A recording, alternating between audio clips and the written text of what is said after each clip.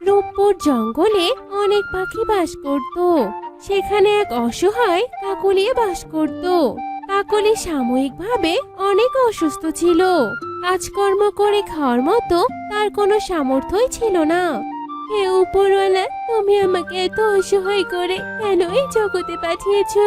তার উপর আমাকে এত রোগেই বা কেন দিয়েছো? আমি যে আর এত যন্ত্রণা সহ্য করতে পারছি না।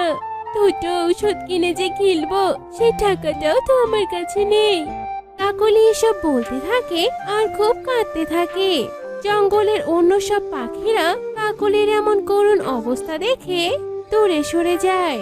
সাহায্য তো পরের কথা, এভাবে কোনো রকমে কষ্টে দিন পাড়ি দেয় কাকলি। এইদিকে রাতও হয়ে যায়। পেটের ঝালা আর সহ্য হচ্ছে না আমার।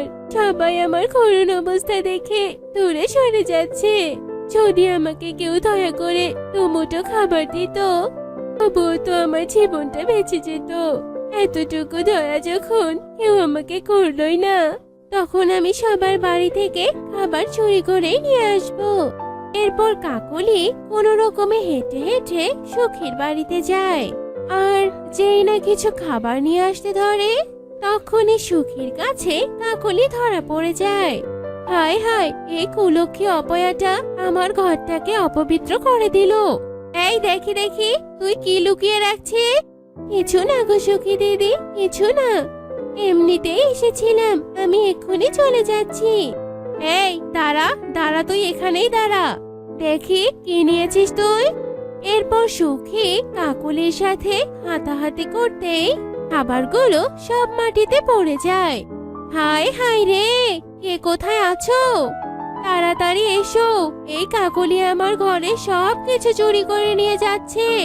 সুখীর চিৎকার শুনে সবাই সেখানে এসে হাজির হয়।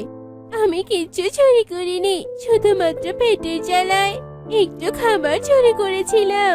তোমরা আমাকে খেতে দাও। এ মিথ্যে কথা বলছে, তোমরা কেউ এর কথা বিশ্বাস করো না। সবাই মারো একে। চোখের কথা শুনে সবাই কাকলিকে গণপিটুনি দিতে থাকে। এদিকে কাকলি আগের অসুস্থ থাকায় এত মার খেয়ে আর সহ্য করতে পারে না, সে মারা যায়। এরপর সবাই মিলে কাকলির মৃতদেহকে জঙ্গলের গহীনে ফেলে দিয়ে আসে। এদিকে সবাই চলে আসতে না আসতেই কাকলির মৃতদেহ থেকে তার অতৃপ্ত আত্মা বেরিয়ে আসে। তোরা সবাই মিলে আমাকে মারলে, তাই না? আমি বেঁচে থাকতে তোরা এতটুকু মায়া করিসনি আমাকে। কেউ মায়া করিসনি, সুখ দিসনি আমাকে। তাই আমিও তোদের তিলে তিলে হত্যা করব আর আমার মৃত্যুর প্রতিশোধ নিব। কাউকে বাঁচতে দেব না আমি, সবাইকে মেরে ফেলবো। এরপর কাকলির অতৃপ্ত আত্মা সবাইকে জ্বালাতন করতে থাকে। এইদিকে কাকলির আত্মার খিদে পেলে সবার বাড়ি থেকে মুরগি ধরে ধরে খেত, পাশাপাশি পাখিদের নরম মাংস খেত। এভাবে বেশ কিছুদিন কেটে যায়। আর বনের ভেতর কাকলির আত্মা তাণ্ডব চালায়। ধীরে ধীরে বন থেকে পাখি উধাও হতে থাকে। কাকলি প্রতিদিন পাখি খেত। জঙ্গলে এটা কি হচ্ছে? কারো বাড়িতে কোনো মুরগি থাকছে না। তাহলে এসব মুরগিগুলো কোথায় যাচ্ছে? আবার শোনা যাচ্ছে মাঝে মাঝে নাকি পাখিরাও হারিয়ে যাচ্ছে। বনের সবাই দিশেহারা হয়ে যাচ্ছিল যে এত পাখি উধাও হচ্ছে কেন, মুরগি বা কে নিচ্ছে। এদিকে সুখীর বান্ধবী টুনি সুখীর বাড়িতে বেড়াতে আসে। কিরে সুখী, কি হয়েছে তোর? তোকে এত চিন্তিত দেখাচ্ছে কেন? বুঝতে পারছি না রে, জঙ্গলে যে কি সব হচ্ছে। এরপর সুখী টুনিকে সব ঘটনা খুলে বলে। সব শুনে টুনি বলে, বুঝলাম, কিন্তু কেন এমনটা হচ্ছে এটাই তো আগে খুঁজে বের করতে হবে রে। তারপর না হয় তার সমাধান বের করা যাবে, বুঝেছিস? এরপর রাত হয়, সবাই ঘুমিয়ে পড়ে।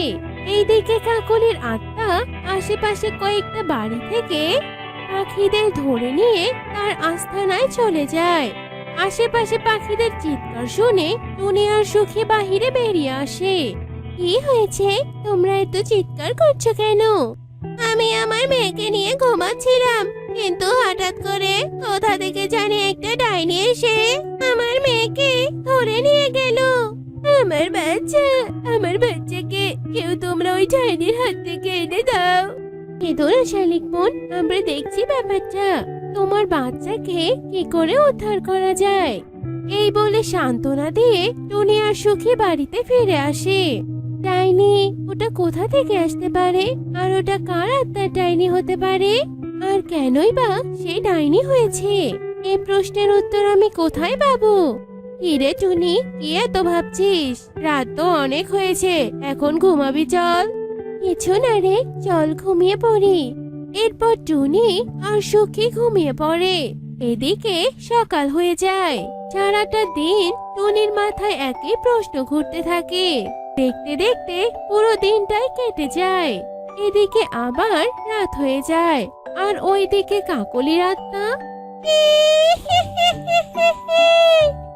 তো সামান্য কয়েকটা পাখির মাংস খেয়েছি, তা দিয়ে তো আমার কোনো পেটই ভরেনি। আমি বরং জঙ্গলে সব পাখিগুলোকে একসাথে খাবো, আমার পেটটাকে শান্তি করব। এরপর কাকলির আত্মা জঙ্গলে যায় আর হুঙ্কার দিয়ে সবার ঘুম ভাঙিয়ে দেয়।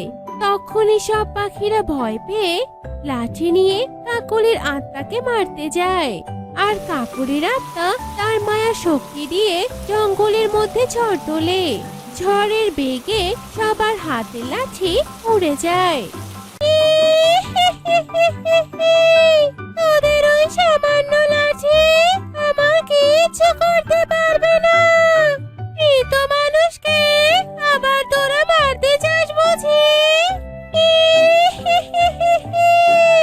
কাকলি, তুই তো মারা গেছিস, কিন্তু এখন আবার কি করে এলি এখানে? ক্ষুধার যন্ত্রণায় আমি ছটফট করছিলাম, নইতে না পেরে আবার চুরি করতে গেছিলাম। আর তোরা কিনা আমাকে একটু সাহায্য না করে উল্টো আমাকে মেরে ফেলেছিলি। তাই আমি আত্মা হয়ে ফিরে এসেছি আমার মৃত্যুর প্রতিশোধ নেওয়ার জন্য। আজ আমি তোদের সব পাখিকে একসাথে খেয়ে আমার মৃত্যুর প্রতিশোধ নিব, আর আমার পেটের ক্ষুধাও মেটাবো। তোদের কাউকে ছাড়বো না, আমি সবাইকে খেয়ে ফেলবো। কাকলির এমন ভয়ঙ্কর হুঙ্কার শুনে টুনি মনে মনে ভাবে, এই ডাইনিকে তো দেখে মনে হচ্ছে এই সহজে শান্ত হবে না। একে বুঝিয়ে নয়, একে বুদ্ধি দিয়েই শান্ত করতে হবে। কাকলি বোন, তোমার সাথে যা হয়েছে তা খুবই অন্যায় হয়েছে, কিন্তু তুমি একটাবার ভেবে দেখো, যদি তুমি সব পাখিদের একসাথে খাও তাহলে বাকি দিনগুলো তোমাকে তো না খেয়ে কাটাতে হবে। তখন তুমি অনেক দুর্বল হয়ে যাবে, আর কেউই তোমাকে দেখে ভয় পাবে না, জানো? তুমি কি চাও যে তোমাকে সবাই ভয় না পেয়ে হাসাহাসি করুক? বলো। না না না না না না, আমি চাই সবাই আমাকে দেখে ভয় করুক। তাহলে তো তোমাকে একটা করে পাখি খাওয়া উচিত। না না, এভাবে শুধু একটা করে পাখি খেয়ে আমার কোনো লাভ হবে না।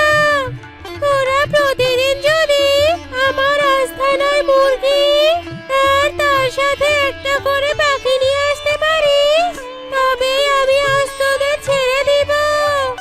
আচ্ছা ঠিক আছে কাকুলি বোন, আমি রোজ সকালে তোমার জন্য মুরগি আর পাখি নিয়ে যাব। এবার তুমি তোমার আস্তানায় গিয়ে ঘুমিয়ে পড়ো তো। বেশ, তবে আমি চলে যাচ্ছি, কিন্তু কেউ যদি আমার সাথে প্রতারণা করিস তাহলে তোদের সবগুলোকে খেয়ে নিব আমি। চললাম। এরপর ডাইনি তার আস্তানায় চলে যায়। এইদিকে টুনি সারা রাত না ঘুমিয়েই কাটিয়ে দেয়।